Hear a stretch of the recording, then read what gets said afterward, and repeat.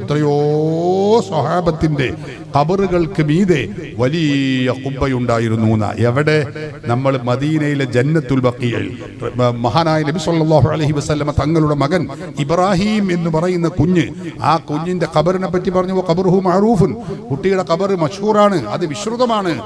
വഅലൈഹി ഖുബ്ബത്തുൻ, അതിന്റെ മേലെ വലിയ ഖുബ്ബയുണ്ട്. ഉസ്മാൻ ഇബ്നു അഫ്ഫാൻ റളിയല്ലാഹു അൻഹുവിന്റെ കാലത്ത് ഖബറിനെ കുറിച്ച് പറഞ്ഞു, അത് ജന്നത്തുൽ ബഖീന്റെ അവസാന ഭാഗത്താണുള്ളത്. വഅലൈഹി ഖുബ്ബത്തുൻ, അതിന്റെ മേലിൽ ഒരു ഖുബ്ബയുണ്ട്. ബഹുമാനപ്പെട്ട അലി ഇബ്നു അഖീൽ റളിയല്ലാഹു അൻഹുവിന്റെ ഖബറിനെ കുറിച്ച് പറഞ്ഞു, അഖീൽ ഇബ്നു അബീ ത്വാലിബ് റളിയല്ലാഹു അൻഹുവിന്റെ ഖബറിനെ കുറിച്ച് പറഞ്ഞു, വഅലൈഹി ഖുബ്ബത്തുൻ. അങ്ങനെ നൂറുകണക്കിന് ഇമാമുകൾ, സ്വഹാബത്ത്, പ്രവാചകന്മാർ. ശുഐബ് നബിയുടെ ഖബറിനെ കുറിച്ച് ഇമാം നവവി പറഞ്ഞു, അതിന്റെ മേൽ വലിയ ഖുബ്ബയുണ്ട്. ഒരുപാട് നാടുകളിൽ നിന്ന്, വിദേശ നാടുകളിൽ നിന്ന് വരെ അങ്ങോട്ട് ആളുകൾ ഒഴുകുന്നുണ്ട്, സിയാറത്തിന് വരുന്നുണ്ട്.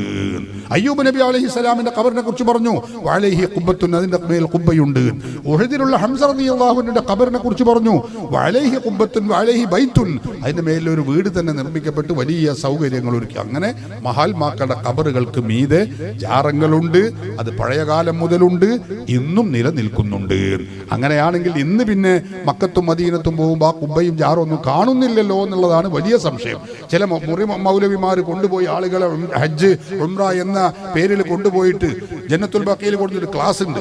ജനങ്ങളെ നിങ്ങൾ നോക്കി കണ്ടോ, ഇത് റസൂലുള്ളാഹിന്റെ നാടാ, റസൂലുള്ളാഹി ജീവിച്ച് കിടക്കുന്നത് അവിടെയാണ്. ആ റസൂലുള്ളാഹിന്റെ കാലത്ത് മറവ് ചെയ്യുന്ന കെട്ടിടമാണ് ഈ മഖബറയാണ് ഈ കാണുന്നത്. മദ്ഫനാണ്, മറവ് ചെയ്തിരുന്ന സ്ഥലമാണ്. നോക്കൂ നിങ്ങൾ, ഇവിടെ ഏതെങ്കിലും ഒരു എത്ര സഹാബികൾ ജീവിച്ചു പോയി, മരണപ്പെട്ടു പോയി, അവരുടെ ഏതെങ്കിലും ഒരാളുടെ മേൽ ദ്വാരമുണ്ടോ, ഖുബ്ബയുണ്ടോ? നോക്കൂ, ഇവിടെ ചന്ദനത്തിരി കത്തിക്കുന്നുണ്ടോ, വെളിച്ചം കത്തിക്കുന്നുണ്ടോ, ജാറം മൂടലുണ്ടോ? ഓന്റെ ക്ലാസ് ഇങ്ങനെ കത്തിപ്പൊളിച്ച് എന്താ പറയേണ്ടത് എനിക്ക് അറിയുന്നില്ല, കത്തി കയറുകയാണ്. കഥയില്ലാത്തയാൾ, ചരിത്രമറിയാത്തവൻ. എന്റെ കയ്യിലുണ്ട് കിതാബ് ഉൻവാനുൽ മജ്ദ് ഫീ താരീഖി നജ്ദ് എന്ന് പറയുന്ന ഗ്രന്ഥം. അത് നജ്ദിയനായ വഹാബി ആശയക്കാരനായ വ്യക്തി എഴുതിയതാ. ആ ഗ്രന്ഥത്തിൽ അയാൾ പറയുന്നു, അവിടെ ഒക്കെ ജാറങ്ങളുണ്ട്, കുബ്ബകൾ ഉണ്ടായിരുന്നു, അതൊക്കെ പൊളിച്ചതാരാ? ഇബ്നു അബ്ദുൽ വഹാബും സൈര്യവും സംഘവും വന്ന് 20ഓളം ദിവസം മക്കത്തും മദീനയിലും ജീവിച്ചു, അവിടെ താമസിച്ചു. അവിടെയുള്ള മുഴുവൻ ജാറങ്ങളും പൊളിച്ചു. വഹദമൽ മുസ്ലിമൂന ബിബറകത്തി ഇൽമിഹി ജമീഅൽ ഖിബാബി വൽ മശാഹിദീന. ഇബ്നു അബ്ദുൽ വഹാബിന്റെ ഇൽമിന്റെ ബറക്കത്ത് കൊണ്ട് അന്നത്തെ മുജാഹിദ് അത് സമ്മതിച്ചിരുന്നു. അതുകൊണ്ട് എന്ത് ചെയ്തു? വഹദമൽ മുസ്ലിമൂന, മുസ്ലിമീങ്ങൾ പൊളിച്ചു. മുസ്ലിം എന്ന് പറഞ്ഞാൽ അന്നത്തെ മുജാഹിദുകളെ പറ്റിയ മുസ്ലിം, അല്ലാത്തവരൊക്കെ മുസ്ലിമും കാഫിറുമാണല്ലോ. ആ വഹാബികളായ ആളുകൾ പൊളിച്ചു കളഞ്ഞു. ജമീഅൽ ഖിബാബി, സർവ്വ ഖുബ്ബകളെയും പൊളിച്ചു. വൽ മശാഹിദി, എല്ലാ ജാറങ്ങളെയും പൊളിച്ചത് അവരാണ് എന്ന് അവരുടെ ഗ്രന്ഥത്തിൽ അവർ തന്നെ എഴുതി വെച്ചത് നമ്മുടെ കൈവശമുണ്ട്. അപ്പൊ അതുകൊണ്ടാണ് ജന്നത്തുൽ ബഖീലും അല്ലെങ്കിൽ ജന്നത്തുൽ മുഅല്ലയിലും അങ്ങനെ ഏത് ഭാഗത്ത് ചെന്നാലും ഇന്ന് നമ്മൾ ആ ജാറവും കുബ്ബയും കാണുന്നില്ല. ചരിത്രങ്ങളിലാണെങ്കിൽ അതൊക്കെ രേഖപ്പെട്ട് കിടക്കുന്നുമുണ്ട്. അതിന്റെ കാരണം ഇതാകുന്നു.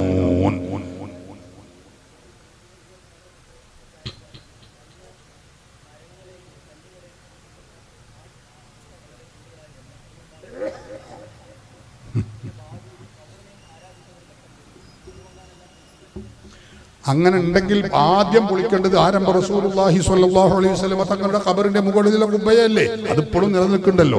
നന്ദി അവരത് അന്ന് പൊളിച്ചാൽ ഇബലി പൊളിക്കണ കാലത്തൊക്കെ റസൂലുള്ളാഹി തങ്ങളുടെ ഖബർ ശരീഫിന്റെ മുകളിലും ആ പച്ച ഖുബ്ബ നിലനിൽക്കുന്നുണ്ടല്ലോ. അന്ന് അവർ പൊളിച്ചില്ലല്ലോ, പൊളിക്കാൻ ധൈര്യം വന്നിട്ടില്ലല്ലോ. അപ്പൊ അത് ഇന്നും അവിടെ ഉണ്ട്. അത് തൗഹീദിന്റെ സ്ഥിരാ കേന്ദ്രമാണ്. ഖുബ്ബ ഉണ്ടാക്കുമ്പോഴേക്ക് അവിടെ ആരാധിക്കപ്പെടുക എന്ന് വെക്കുകയാണെങ്കിൽ ഹബീബായ നബി സ്വല്ലല്ലാഹു അലൈഹി വസല്ലം തങ്ങളെ ആരാധിക്കപ്പെടുന്നു എന്ന് പറയേണ്ടി വരും. അതൊക്കെ വിദണ്ഡവാദമാണ്, കഥയില്ലാത്തതാണ്, വിവരമില്ലാത്ത വാദമാണ്. അനുയായികളെ പിടിച്ചിരുത്താൻ വേണ്ടി അപ്പോൾ തൊള്ളി വായിൽ വരുന്നത് പറയുന്നതാണ്. പ്രാമാണികമായി ഇതിന് യാതൊരു ബന്ധവുമില്ല എന്നറിയിച്ച് 11 മണിയായി. കല്ല് അതിപ്പോ ഒന്നുമില്ലേ, അന്നുമില്ലേ. അന്ന് മാത്രം ഒരു മരം പൂജ, അന്ന് മാത്രം കല്ല്, അങ്ങനല്ല. അത് പഴയ കാലത്തുണ്ട്, ഇപ്പോഴും ഉണ്ട്. പക്ഷേ ഇസ്ലാമിക രാജ്യമായതിനു ശേഷം പിന്നെ മുസ്ലിമീങ്ങളിൽ നിന്ന് അതൊന്നും ഉണ്ടായിട്ടില്ല. അത് മുസ്ലിമീങ്ങൾ ചെയ്യും.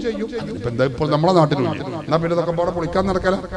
അതൊക്കെ ഒരു കഥയില്ലാത്ത വാദമാണ്. അതിലൊന്നും വഞ്ചിതരാകണ്ട. അതെ, മുസ്ലിം ഖിലാഫത്തുള്ള സ്ഥലത്ത് ഏതായാലും ഉണ്ടാവില്ല എന്ന് ഉറപ്പല്ലേ, മുസ്ലിങ്ങളിൽ നിന്ന് ഉണ്ടാവില്ല എന്ന് ഉറപ്പാണല്ലോ.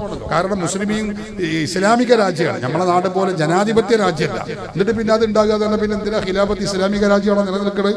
അപ്പൊ സയ്യിദുനാ ഉമർ ഫാറൂഖ്, ഉസ്മാൻ ഇബ്നു അഫ്ഫാൻ, അലി ഇബ്നു അബീ ത്വാലിബ് അങ്ങനെ പോയാൽ അതൊന്നും അവർ അനുവദിക്കൂല. അതൊക്കെ വെറുതെ പറയുന്നതാണ്.